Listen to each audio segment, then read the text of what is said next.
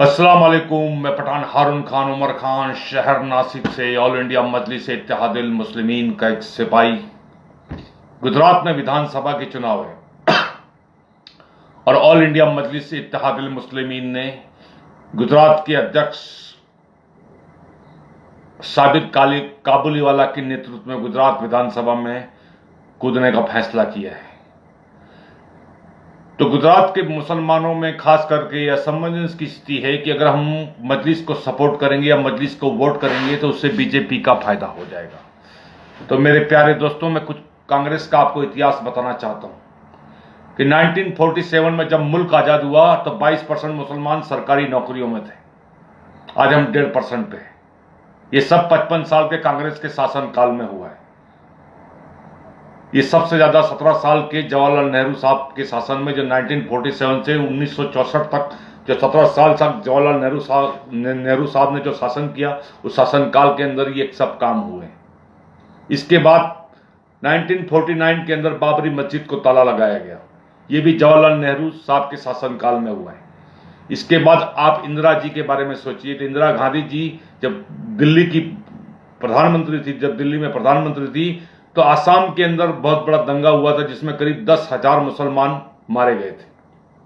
तो ये इंदिरा गांधी का बहुत बड़ा कारनामा है जिसको हमने देवी की तरह पूजा और आज तक अपने वोटों से, अपनी मोहब्बत से नवाजा है। इसके बाद राजीव गांधी साहब का शासनकाल आया।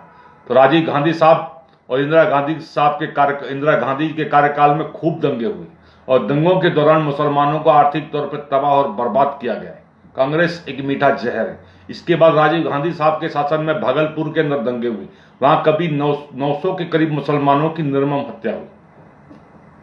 अगर प्रशासन चाहे, अगर सरकार चाहे तो 1 घंटे के अंदर किसी भी दंगे को रोक सकती है और गुनहगारों को सजा देके दोबारा कभी भी उस शहर को दंगे की आंख में झोंकने की किसी की ताकत नहीं होगी। लेकिन कांग्रेस के रहम नजर से या मीठी नजर से या चुपके से, इशारे से ये दंगे हुए।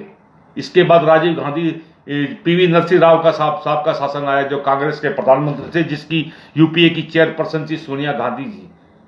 और सोनिया गांधी जब चेयरपर्सन थी उसी समय बाबरी मस्जिद को शहीद किया गया। तो ये सारे कारनामे कांग्रेस के शासनकाल में हुए।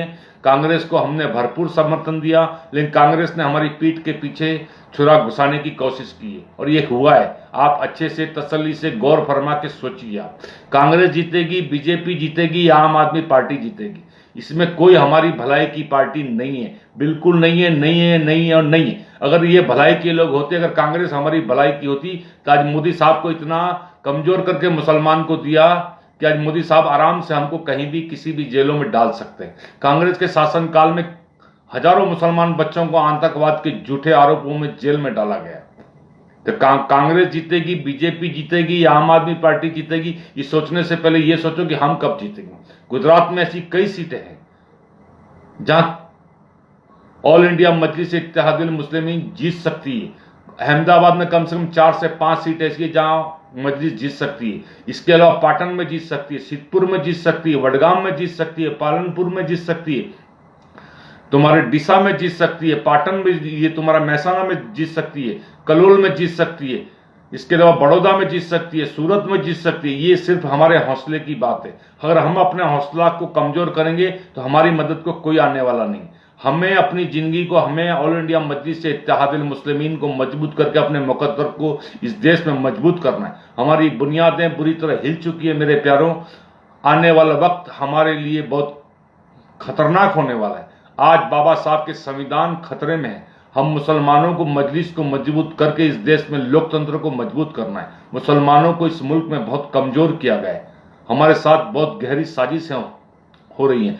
आप सबसे मेरी गुजारिश है, आप 75 सालों से भिन्न भिन्न दलों को वोट दे रहे हो, एक बार मेरी गुजारिश है कि आप मजलिस को वोट दें और 20 से 25 सीट जिताने की कोशिश करें। बहुत बेहतरीन समीकरण होंगे और आपका बहुत फायदा होगा। सलाम अलैकुम।